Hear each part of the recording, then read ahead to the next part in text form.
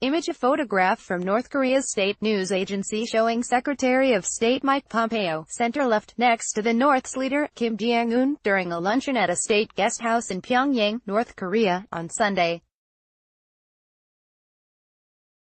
CreditCreditKorean Central News Agency, via Associated PressSEOUL, South Korea. Secretary of State Mike Pompeo met on Sunday with Kim Jong-un of North Korea as he tried to get him to take steps toward denuclearization and arrange another summit meeting with President Trump.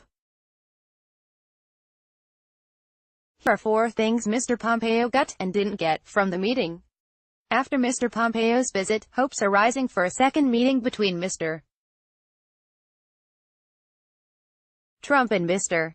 Kim. President Moon Jae-in of South Korea, who was briefed by Mr. Pompeo on his trip to Pyongyang, said the North and the United States had agreed to hold its second summit meeting, as early as possible, to follow up on the vaguely worded agreement on denuclearizing North Korea that the two reached in Singapore in June. But Mr. Pompeo left Pyongyang without a location and date for what his department called the upcoming second summit. He left that to talks between Stephen E. Begun, Washington's new point man on North Korea, and Cho Sun-wei, the North's vice foreign minister. In the proposed second summit meeting, Mr. Trump hopes to deliver major progress in his efforts to denuclearize North Korea, while Mr.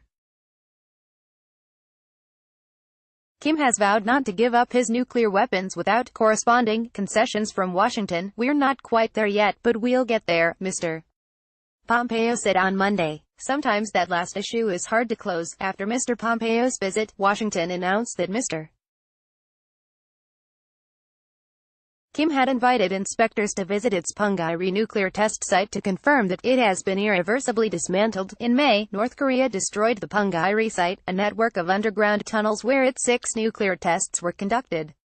It allowed international news crews to film engineers dynamiting the tunnels, but barred outside experts or inspectors, raising questions on whether it destroyed only the tunnel entrances so it could reopen them for more tests.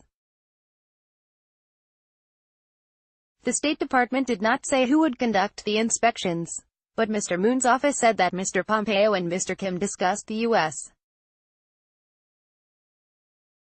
government's observations of the North's steps toward denuclearization. If inspections and verification successfully take place to prove that Pyongyang is permanently dismantled, that will be a significant progress for denuclearizing North Korea, said Lee Byung-chul, a senior fellow at the Institute for Peace and Cooperation in Seoul.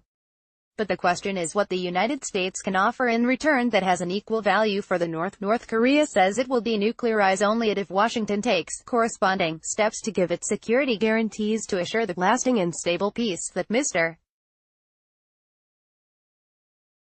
Trump promised Mr. Kim in Singapore. This time, both sides discussed specific measures the United States would take in return for North Korea's denuclearizing efforts, Mr. Moon's office said. North Korea says that one of the first things Washington can do to show that it is no longer a threat is to join the two Koreas and China in jointly declaring an end to the Korean War, which was only halted with a truce in 1953. Glaringly absent in statements from both Washington and Pyongyang on the meeting was any indication that Mr. Kim would ship out his stockpile of fissile materials and dismantle his nuclear arsenal, including nuclear warheads and their delivery systems.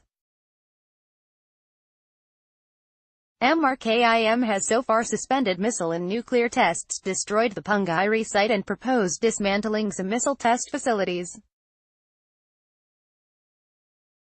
He has also offered to dismantle its Yongbyon nuclear complex, a center for producing fuel for nuclear warheads, if Washington takes corresponding steps. These steps could curtail Mr. Kim's ability to build more nuclear warheads and develop more powerful missiles in the future. But Mr. Kim has so far done nothing to reduce or dismantle the nuclear weapons he has already built. Nor did he disclose a full inventory of his nuclear assets or agree to intrusive inspections to verify that he is not hiding any weapons. Adam Mount, a senior fellow at the Federation of American Scientists, said North Korea had so far confined its disarmament steps to testing infrastructure, without taking moves related to reducing the arsenal itself or the facilities that produce it. He also questioned how much American inspectors could achieve by visiting the dynamited Punggye-ri site. Inspecting the nuclear test site is a strong sign Pyongyang wants to continue talks, but is not itself a major arms control step. Mr. Mount said by email. It is another symbolic step offered to an administration that has been content with symbolism.